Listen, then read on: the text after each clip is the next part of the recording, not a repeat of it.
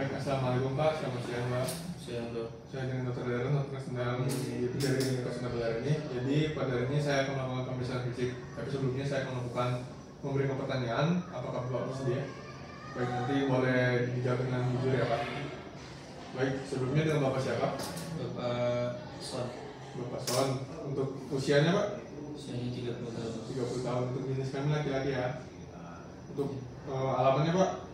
Di Jalan Veteran. Veteran. Baik, untuk pendidikan terakhirnya S2. S2. Baik, untuk pekerjaan sehari-harinya? Saya menjadi staff manager di perusahaan.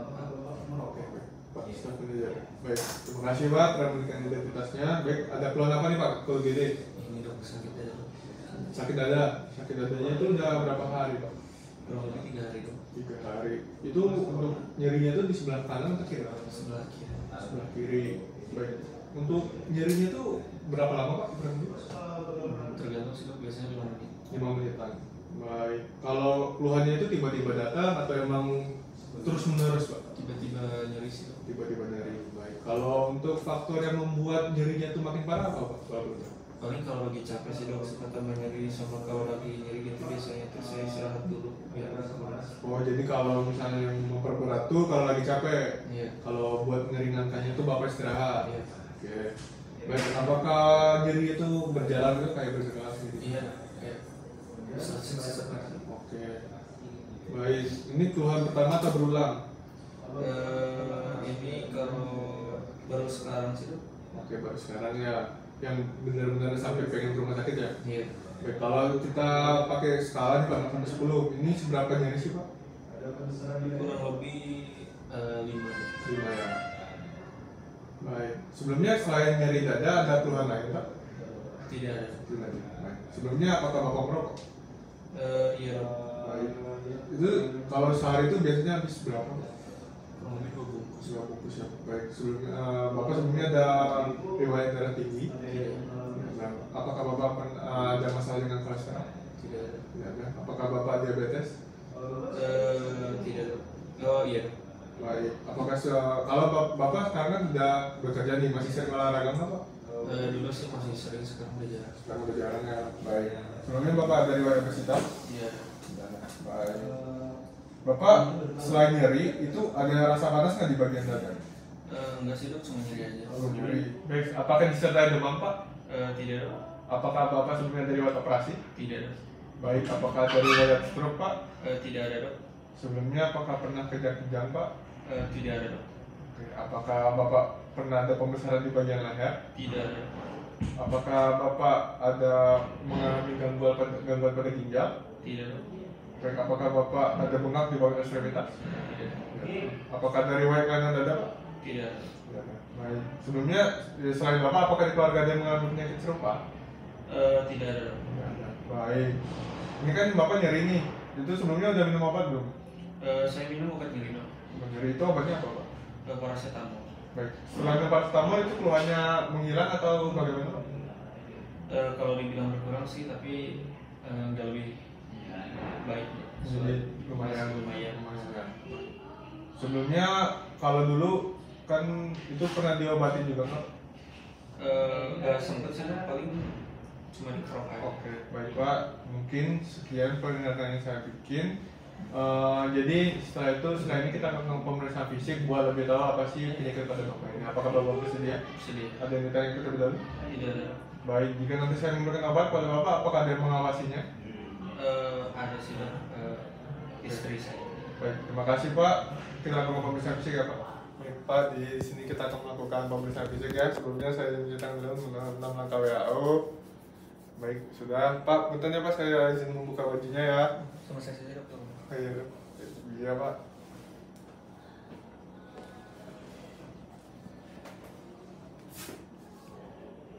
Oke, baik, terima kasih Pak. Terus selanjutnya di sini pastikan juga saya berdiri di sebelah kanan pasien dan akan melakukan pemeriksaan pada bagian leher, kaki dan juga dada.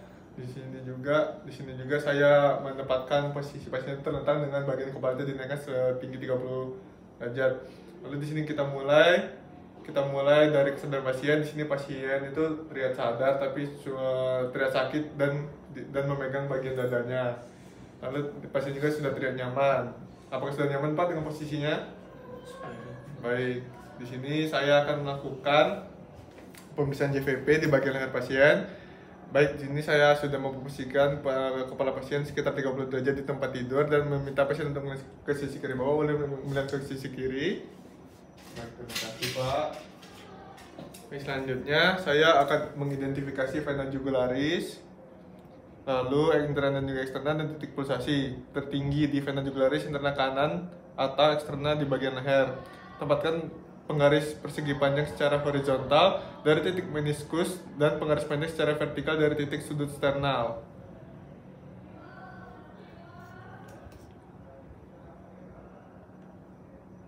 Baik, lalu kemudian ukur jarak vertikal dalam sentimeter di atas sudut sternal terhadap garis horizontal melintasi penggaris.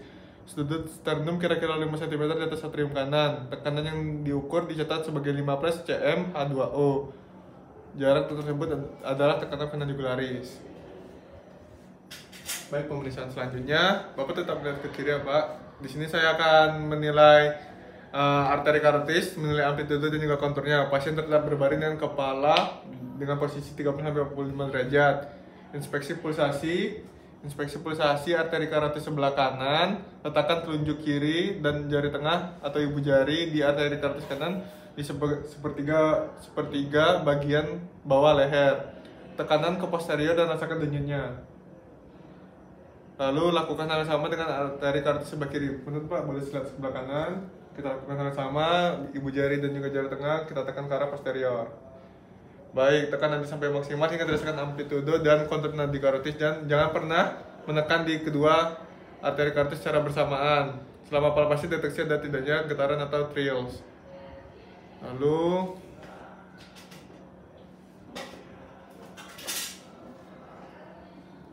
selanjutnya di sini saya akan mendengarkan kedua karotis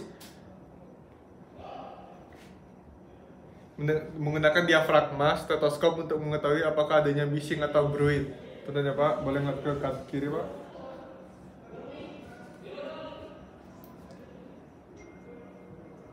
Baik Pak, boleh lihat sebelah kanan.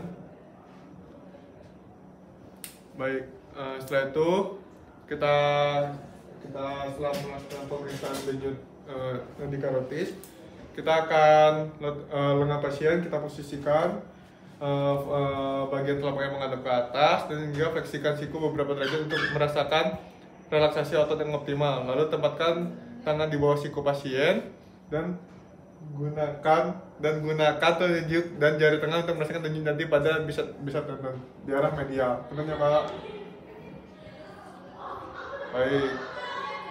Selanjutnya kita inspeksi torak, pastikan ruangan cukup terang. Untuk lokasi PMI, menentukan lokasi PMI itu normalnya berada di setengah klavikula bagian tengah atau interkosta atau ICS 5.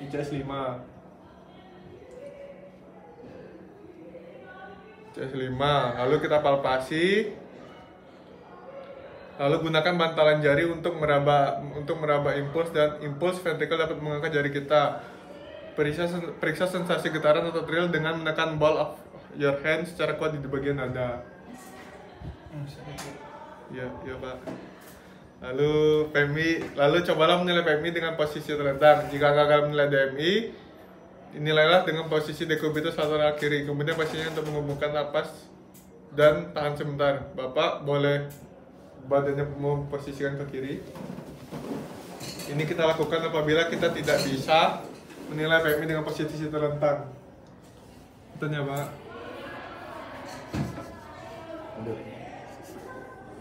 Baik Pak.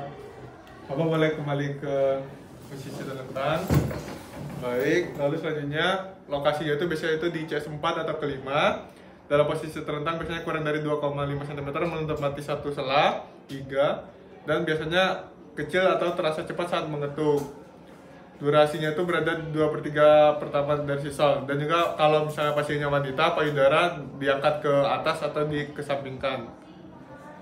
Lalu untuk PMI dari bagian ventrikel kanan itu pasien disertai dengan posisi terlentang, tempatkan ujung jari pada ICS 3, 4, dan juga 5. Lalu kita rasakan sistolik ventrikel kanan. Oke, lalu kita perkusi perkusi batas jantung. Perkusi yang lembut akan menunjukkan ukuran jantung normal atau membesar. Lakukan perkusi seringan mungkin dan semua juga dirasakan getarannya. Untuk menentukan batas kiri jantung, perkusi dimulai dari sisi lateral ke arah sternum. Dari sisi lateral ke arah sternum, lalu terdengar dul sepanjang garis tengah klavikula. Kita perkusi.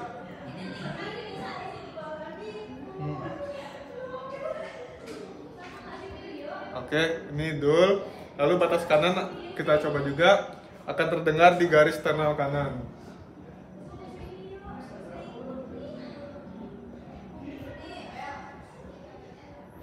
Sini sudah mulai dul.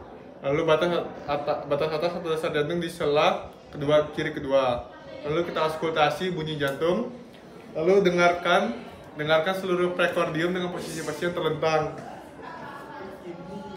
Bunyi jantung pertama terjadi pada permukaan impuls apex dan berhubungan dengan sistol awal ventrikel. Bunyi pertama lebih dalam daripada panjang daripada bunyi S2. Denyut karotis terdengar setelah S1. Ketika murmur jantung kita dengar bagian apex menggunakan bagian membran. Dan ya Pak, boleh tarik nafas Pak. Baik, ketika murmur terdengar, identifikasi dan jelaskan waktu, lokasi, dan intensitas maksimal radiasi dan atau transmisi dari PMI, intensitas, speed, dan kualitas. Waktunya kita tentukan apakah murmur sistolik atau diastolik, palpasi denyut dan dikarotis saat terdengar murmur. Lokasi dengan intensitas maksimal, tentukan lokasi daerah murmur dan jelaskan di mana terdengar murmur dengan jelas, hubungannya dengan sternum apex, mid sternal atau mid clavicula garis aksila.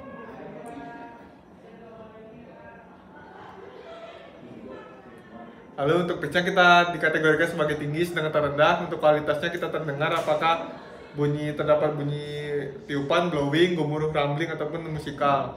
Lalu kita terdapat dua posisi menakar stenosis mitral dan regurgitasi aorta.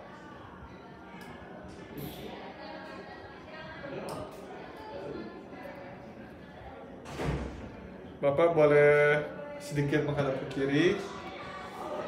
Badannya Pak. Lalu di sini kita tempatkan stetoskop pada impuls apikal. Nah, di sini kita akan melihat apakah terdapat regurgitasi pada katup aorta. Oke, Bapak silakan boleh duduk Pak.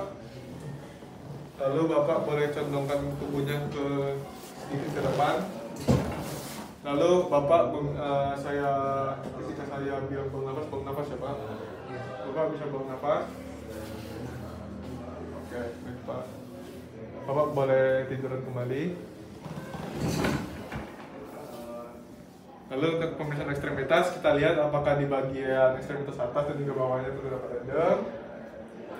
Sini pada bagian ekstremitas atas dan juga bawahnya terdapat radang, dan juga kita lihat apakah di jari-jarinya itu terdapat clubbing finger atau tidak. Baik, pemeriksaan fisik sudah selesai. Baik Pak, setelah kita lakukan anamnesis juga pemeriksaan fisik, memang didapatkan bahwa Bapak memiliki satu masalah pada bagian jantung Bapak. Saran saya Bapak sudah mulai harus berhenti merokok ya Pak, agar tidak memperparah kondisi Bapak. Kemudian Bapak juga harus merubah pola hidup, yaitu lebih sering olahraga Pak. Itu bisa seminggu ya 3 kali lah minimal Pak. Juga Bapak harus konsumsi makanan sehat seperti tinggi serat dan juga rendah lemak. Jika Bapak mengeluhkan nyeri dada lagi, saya akan memberikan obat. Obat itu bisa diminum atau kita letakkan di bawah lidah. Tapi pastikan juga ada yang mengawasi ya Pak. Dan juga kemudian selain itu istirahat juga, Bapak juga butuh istirahat yang cukup karena itu mungkin bisa meredakan gejala apabila sudah nyeri. Apakah ada yang ditanyakan Pak? Oke, selain ini kita saya akan lakukan pemeriksaan tunjang. Semoga Bapak sehat selalu. Saya Alhamdulillah. Wassalamualaikum warahmatullahi wabarakatuh. Waalaikumsalam.